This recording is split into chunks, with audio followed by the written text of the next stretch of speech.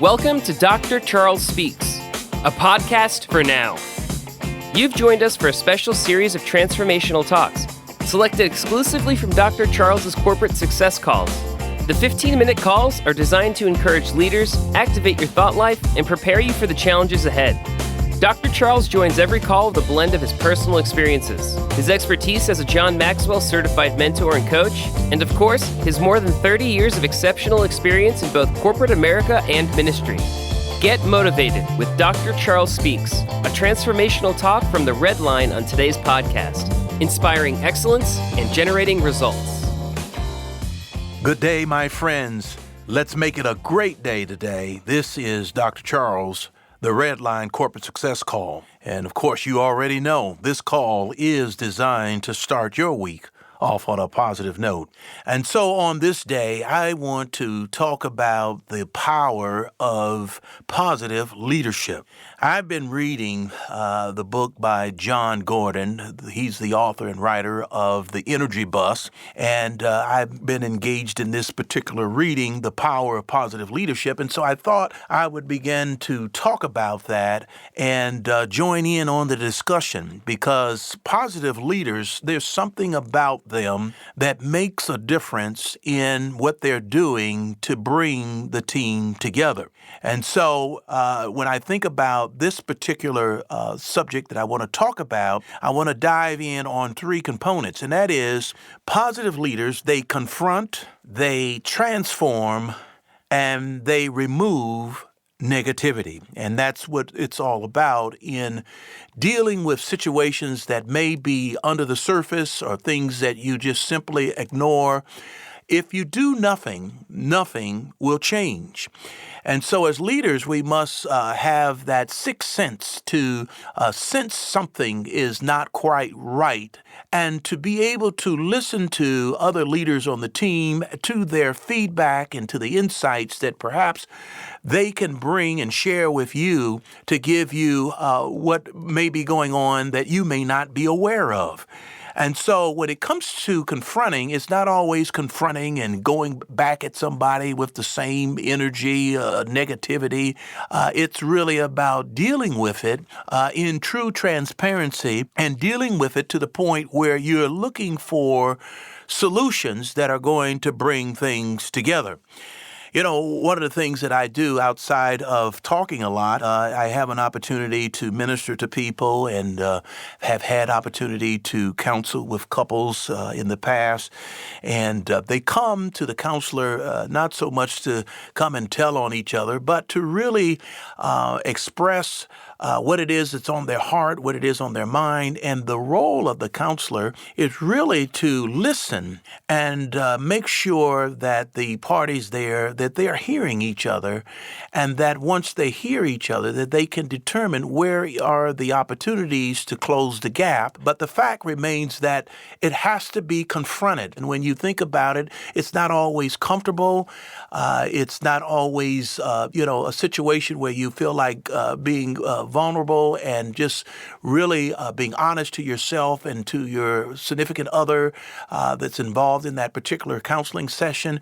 But at the end of the day, the goal and the objective is to come together as one and to work together for a common goal. So when we talk about positive leaders and we're talking about the power of positive leaders, confrontation is not always negative.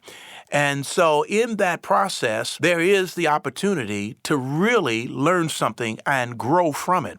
The second part of that is transform. After you have discovered the opportunity that exists and you've closed the gap and you begin to work on those things, then it comes down to being transformed. Transformed by the renewing of your minds and setting out a new course of action that is going to be positive and make a difference. So underneath this all, when you think of the foundation of what I'm talking about on today, the power of positive leadership, we want to remove the end solution, the end game is to remove all negativity. And so the first step in becoming a better leader is becoming a better you, becoming a better me. And that is so important is because really someone said that we point fingers sometimes and we're pointing out things in other people and what they could do better. But just remember, when you're pointing that index finger, that thumb is pointing back to you. And so we are the people that it begins with first in terms of getting better. And I'm all about trying to get better. I'm not perfect, but I'm certainly not satisfied. And I want to continue to grow, and I want to continue to learn. I want to continue to be a great, positive citizen in this world. And I know you're with me on that too. Otherwise, you wouldn't be listening to me. You know, being positive, it won't guarantee you success, but being negative will guarantee you no success. And so negativity is going to play out because at some point you might win a game or two, but in the end run, when negativity festers and it grows, it becomes a mode. It becomes something that just does not allow for positivity to come in. But we're called to be lights of the world. We're called to be beacons of light that we may be able to turn darkness into light. We may be able to turn negative into positive. Positive leadership is not just about feeding the positive, but it's also about weeding out the negative. And that's the point I want to make today is that weeding out the negative is going to be key to your success as you go forward. As leaders, we must recognize that negativity, it does exist. Just look around. You'll find it everywhere. Just turn on the TV. You'll see it. Sometimes in the locker room, sometimes in the break room, sometimes just on the telephone, just expressing viewpoints and negativity going forth. But as a leader, we recognize that it exists, but we just can't simply ignore it. It's something that we can do about it. And so it is a reality, but it doesn't necessarily mean that we do nothing. And so one of the biggest mistakes that we make as a leader is that we ignore negativity within our teams, we ignore it in our organization and perhaps in our own personal lives. But the key is to not allow negativity to breed and to grow, because what it's going to do eventually, it's going to sabotage your team, it's going to sabotage your organization, it's going to sabotage your personal relationships. You must address negativity and confront it, transform it, and remove it if you're going to be successful. And I'm all about being optimistic and being positive, and I do have negative days and experiences, but I don't let them fester, and I don't want you either. And so I want you to address those negativities in your life, in your environment, confront it and transform it and remove it, because listen, your positivity, it must be greater than all the negativity. And that's what's going to make a difference, because everyone will deal with negativity and everyone will have naysayers along the journey. But you and me personally, we must make it personal, and we must take the stance that my positivity will be greater than any negativity that comes in my way. And so not everyone will have the same vision as you. That's a reality. Not everyone will believe in you. They won't believe in necessarily your dreams. Not everyone will get on your bus, the energy bus that takes you down the highway of life. But remember this, in order to succeed, your positive energy must be greater than all of the negativity. And if you missed it, I'll say it again. Your positive energy must be greater than all the negativity.